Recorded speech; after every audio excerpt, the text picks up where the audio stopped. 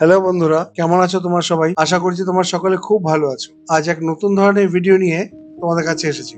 আমরা যখন কোথাও বেড়াতে যাই তখন যে ধরনের যানবাহন ব্যবহার করি তার মধ্যে ফ্লাইট একটি।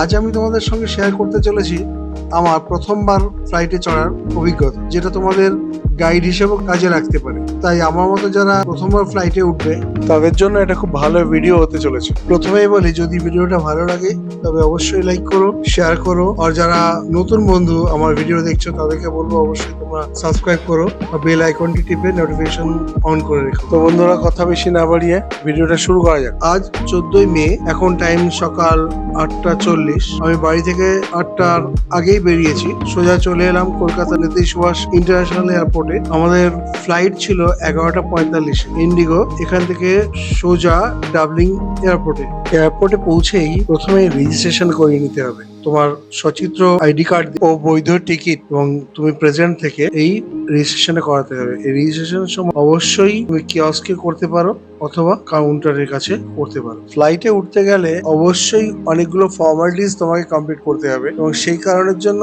অনেকটা আগেই তোমাকে এয়ারপোর্টে পৌঁছানোর দরকার আছে। এটা ডোমেস্টিক ফ্লাইটের ক্ষেত্রে মিনিমাম 2 ঘন্টা এবং ইন্টারন্যাশনাল ফ্লাইটের ক্ষেত্রে মিনিমাম 3 ঘন্টা আগে অবশ্যই তোমরা পৌঁছে যাবে। আমিও তাই বেশ কিছুটা সময় হাতে নিয়ে এখানে পৌঁছে গেছিলাম। কিয়স্কের সামনে দাঁড়িয়ে থাকা অ্যাটেন্ডার তোমার সমস্ত কাজ করতে তোমায় হেল্প করবে। তার হেল্পে সমস্ত কাজকে তুমি কমপ্লিট করে হাতে অবশ্যই স্লিপটা নিয়ে নিও।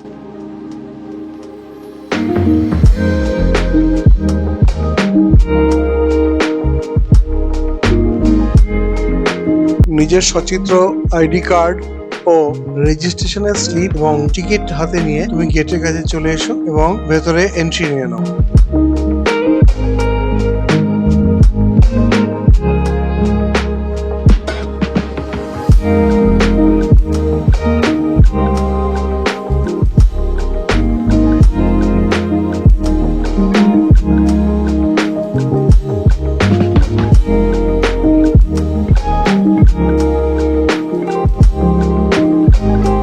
ভেতরে এন্ট্রি নেওয়ার পরে তোমাকে যেটা প্রথমেই করতে হবে, যে এয়ারলাইন্সের তোমার টিকিট আছে তাদের কাউন্টারে যেতে হবে। এখানে গিয়ে তোমাকে কালেক্ট করতে হবে তোমার আজকে বোর্ডিং পাস অর্থাৎ যে বোর্ডিং পাস তোমাকে মেনশন করবে কোন ফ্লাইট, কটায় টাইম, কোন সিট নাম্বার তোমার, এই সমস্ত কিছু ওই বোর্ডিং পাসেই লেখা থাকবে এবং যার দ্বারা তোমাকে বোর্ডিং করতে দেওয়া হবে। আমার যেহেতু ইন্ডিগো এয়ারলাইন্স ছিল তাই আমি ইন্ডিগো এয়ারলাইন্সের যে কাউন্টার, সেই কাউন্টারে কিউতে দাঁড়ালাম এবং এই কিউতে খুব একটা বেশি লোক ছিল না এবং কাউন্টারের সংখ্যা যেহেতু বেশিক্ষণ দাঁড়াতে হয়নি। এই বোর্ডিং পাস কালেকশনের সময় তোমাকে তোমার বড় লাগেজটি ওদেরকে হ্যান্ড ওভার করে দিতে হবে। সেখান থেকেই তোমার লাগেজটা সরাসরি ফ্লাইটে করে তোমার ডেস্টিনেশনে পৌঁছে যাবে এবং ডেস্টিনেশনের এয়ারপোর্টে গিয়ে তোমাকে এটা কালেক্ট করতে হবে।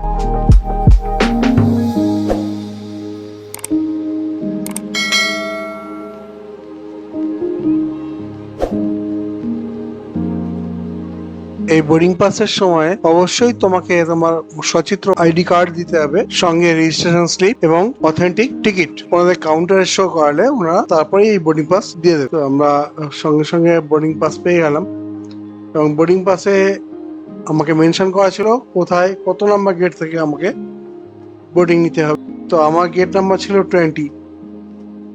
এই বোর্ডিং পাসের আমাদের যেহেতু সঙ্গে কোনো লাগেজ ছিল না বড়, তাই আমরা শুধু পিঠে ব্যাগই যথেষ্ট ছিল এবং সেই জন্যই আমরা এখানে কিছু জমা দিই। প্রসঙ্গত বলি, এই ব্যাগের কতটা তুমি মাল নিতে পারো সেটাও কিন্তু অবশ্যই মেনশন করা আছে এবং তার থেকে বেশি হলে তোমাকে একটা চার্জেস ওনারা করে দেন। এটা এই টোটাল কতটা তুমি ক্যারি করতে পারো সেটা সম্পূর্ণ ডিপেন্ড করে ডোমেস্টিক, ইন্টারন্যাশনাল এবং কোন ফ্লাইটে তুমি উঠছো সেই ফ্লাইটের উপরে বিচার করে এবং সেক্ষেত্রে তোমার টিকিটে সেটা মেনশন করা থাকে তুমি কতটা ক্যারি করতে পারবে। এরপরে আমরা চলে এলাম আমাদের যে পিঠে ব্যাগ আছে এবং আমাদের নিজের চেকিং করিয়ে এন্ট্রি নেওয়ার জন্য। সেখানে একটা ছোট্ট কিউ ছিল, সেখানে আমরা লাইন দিলাম। মেনলি যেটা করতে হয়, সেখানে একটি বড় ট্রে নিয়ে ট্রের মধ্যে সমস্ত ইলেকট্রনিক গ্যাজেট যেগুলো থাকে তার মধ্যে নিজের কোমরে বেল্ট, পকেটের কয়েন্স, ঘরের চাবি, এই জাতীয় সমস্ত জিনিস তোমাকে একটি ট্রেতে এবং নিজের ব্যাগ আরো একটি ট্রেতে দিয়ে স্ক্যানের জন্য কিউতে দিয়ে দিতে হবে এবং নিজে চলে গিয়ে দাঁড়াতে হবে আরো একটি জায়গায়, যেখানে তোমাকে সমস্ত শরীরে মেটাল ডিটেক্টর দিয়ে চেক করবে এবং তাতে যদি কিছু পাওয়া যায় সেটাকে ওনাদেরকে দেখাতে হবে এবং কি সেটা, এবং তোমার যে ব্যাগ ছিল সঙ্গে, হ্যান্ড ব্যাগ বা পিট ব্যাগ, সে ব্যাগে যদি কিছু থাকে সেটাকেও ওরা কিন্তু স্ক্যান করে ডিটেক্ট করে নেয়। এখানে ভিডিও তোমাকে দেখাতে পারছি না, ভিডিও বা ফটো তোলা সম্পূর্ণ প্রাইভেটেড থাকার জন্য আমরা নিজেদের সমস্ত জিনিসপত্র কালেক্ট করে নিয়ে আমরা চলে এলাম বোর্ডিং এরিয়াতে। এখানে আসার পর হাতে যদি সময় থাকে তাহলে এখানে বেশ কিছু জায়গায় ঘুরিয়ে নিতে পারো। এখানে বেশ কিছু শপ আছে কেনাকাটার জন্য এবং খাওয়া দাওয়ার জন্য আছে। এছাড়া তুমি টয়লেট বা মোবাইল চার্জার এবং সিটিং প্লেস আছে অনেকটাই, যেখানে বসে তুমি ওয়েট করতে পারো। সেখানে ডিসপ্লেতে তুমি তোমার ফ্লাইটের কারেন্ট স্ট্যাটাস তুমি পেয়ে যাবে এবং সেই অনুযায়ী তুমি ওয়েটিং এরিয়াতে অপেক্ষা করবে।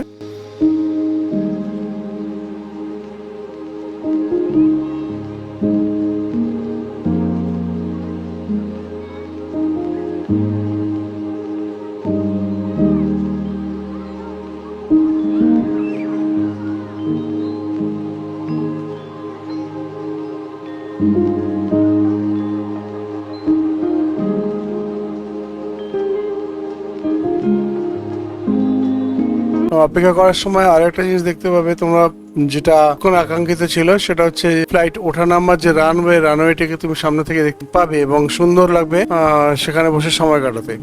স্পেশালি বলে দিই তোমাদের, এই এলাকাতে কিন্তু ফটো তোলা কোনো বারণ নেই, ন্যাচারালি তুমি ফটো তুলতেই পারো নিজের ইচ্ছে মতো।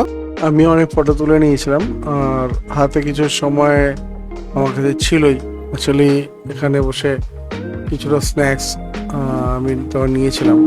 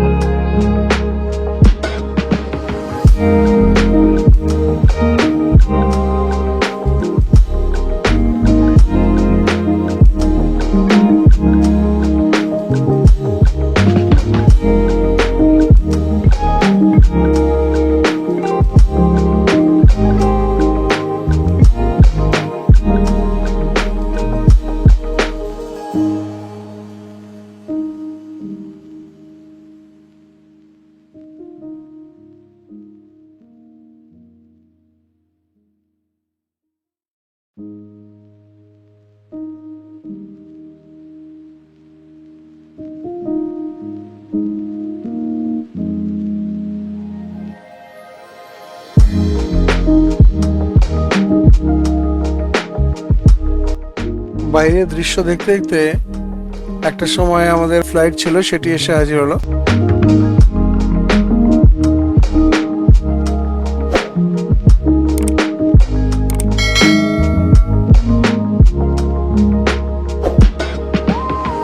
নির্দিষ্ট টাইমের প্রায় 40 মিনিট আগে আমাদেরকে একটা কিউ মধ্যে দাঁড় করানো হলো এবং একে একে এন্ট্রি নেওয়ার কথা বলা হলো। এন্ট্রি নেওয়ার সময় সবার হাতে অবশ্যই তার বোর্ডিং পাস পাওয়া চাই এবং বোর্ডিং পাসে বারকোড সেটিকে স্ক্যান করিয়ে তবেই ঢোকানো হচ্ছিল এবং সঙ্গে আই কার্ডটাও ওরা একবার করে দেখে নিচ্ছিল।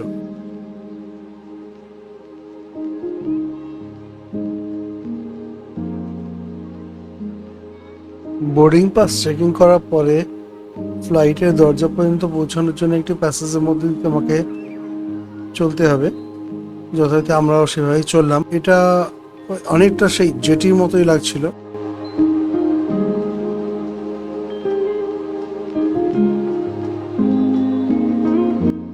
গেট পর্যন্ত গিয়ে সেখানে আরেকবার তোমাকে বোর্ডিং পাসটাকে আবার চেকিং করা হচ্ছিল। বোর্ডিং পাস চেকিং করিয়ে তারপরে তোমাকে এন্ট্রি নেওয়া হলো ফ্লাইটের মধ্যে। ভেতরে ঢোকা মাত্রই যে এয়ার হোস্টেস ছিলেন উনি যথেষ্ট ভদ্রভাবে অভ্যর্থনা করলেন এবং প্রত্যেক যাত্রীর ক্ষেত্রে ওনারা এটা করে থাকেন, দেখে খুব ভালো লাগলো।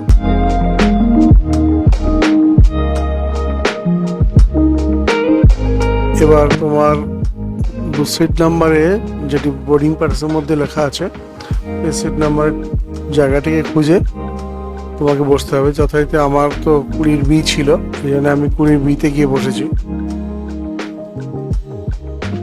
সবাই সিটে বসে পড়ার পরে এয়ার হোস্টেসরা প্রত্যেক জাতি সাধারণের জন্য কিছু ইনস্ট্রাকশন দিয়ে থাকে, যথারীতি সেটা দেওয়া শুরু হলো। প্রত্যেককে ধ্যান দিয়ে শোনা উচিত, আমিও তার অন্যথা করলাম না, মনোযোগ সহকারে শুনে নিলাম। कुर्सी की पेटी इस तरह बांधी जाती है। कसने के लिए इस तरह फीते को खींचें और पेटी खोलने के लिए फ्लैप को उठाएं। उड़ान के दौरान कुर्सी की पेटी बांधे रखें। कैबिन में हवा का दबाव कम होने पर ऑक्सीजन मास्क आपकी कुर्सी के ऊपर लगे पैनल से अपने आप नीचे पर लगी प्रकाशमान पट्टियां आपको निकटतम निकास तक पहुंचने में सहायता करेंगी। इलेक्ट्रॉनिक उपकरणों का उपयोग केवल फ्लाइट मोड में किया जा सकता है। टेक ऑफ और लैंडिंग के दौरान अपने उपकरणों को बंद करें और रख दें। धूम्रपान, वेपिंग और अपने साथ लाई मदिरा पीना वर्जित है। सभी शौचालयों में स्मोक डिटेक्टर्स लगे हुए हैं। क्रू के आदेश के बिना लाइफ जैकेट्स, आपातकालीन निकास और अन्य सुरक्षा उपकरणों का उपयोग या छेड़छाड़ मना है। कोई भी उल्लंघन करने पर विलंब और नियामक कार्रवाई हो सकती है। आपके लिए रेल में एक सुरक्षा सूचना कार्ड और संचार गाइड उपलब्ध है। आपातकालीन इस विभाग में फ्लाइट या फ्लाइट राफ्ट लगे हुए हैं। हमारे सुरक्षा निर्देश पत्र में इनका स्थान और उपयोग के निर्देश है। Your well-being is our top priority and we request you to pay close attention to this demonstration even if you fly frequently. A safety instruction card is available in the seat pocket for your reference. Secure your seat belt by inserting the metal tip into the buckle and tighten by pulling the loose end. To open, lift the buckle. It is recommended to keep your seat belt fastened at all times. In the event of a decrease in cabin pressure, oxygen masks will fall automatically from the panel above. Pull a mask down sharply to initiate the oxygen flow. Cover your nose and mouth and breathe normally. Ensure your mask is secured before helping others. There are 8 emergency exits on this aircraft, 2 at the front, 2 at the rear, and 2 over the wings on both sides. The fluorescent strips along the floor will guide you to the closest exit. For takeoff and landing, personal electronic devices must be only used in flight mode. Please store devices for takeoff and landing. Smoking, vaping, and consumption of alcohol brought with you are prohibited. All lavatories are equipped with smoke detectors. Use it. এবার plane take আপের পালা। যথারীতি এই সময়টা শুধুই অনুভূতির এবং ভেতরে একটা চাপা উত্তেজনা, সঙ্গে তোমার মোবাইল গ্যাজেটস যেটা স্পিডোমিটারটাকে অন করে রাখলে তোমার কিলোমিটারটা দেখাবে, আর জানলার বাইরে দিয়ে তুমি বাইরের পরিস্থিতি দেখতে পাবে। একটা সময় ল্যান্ড ছেড়ে আস্তে আস্তে কীভাবে উপরে দিয়ে উঠছে সেটা উপভোগ করো।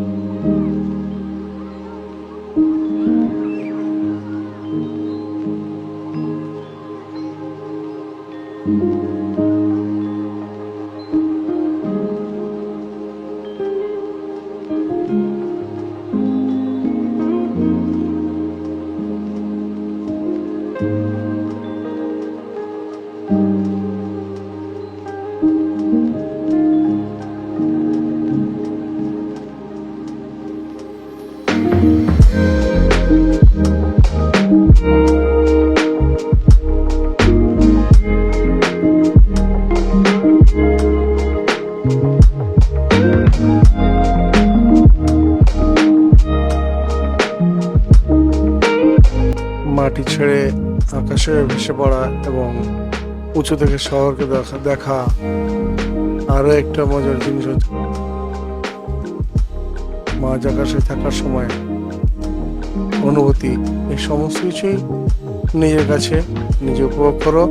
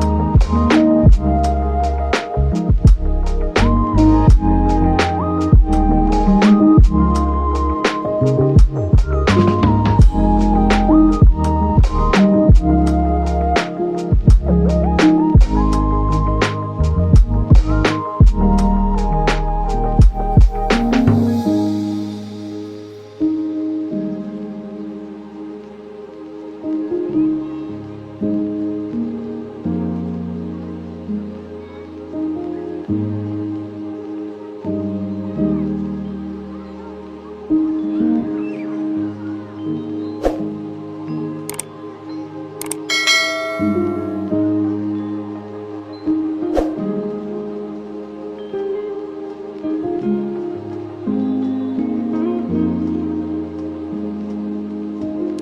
বন্ধুরা, এই ছিল আজকের ভিডিও।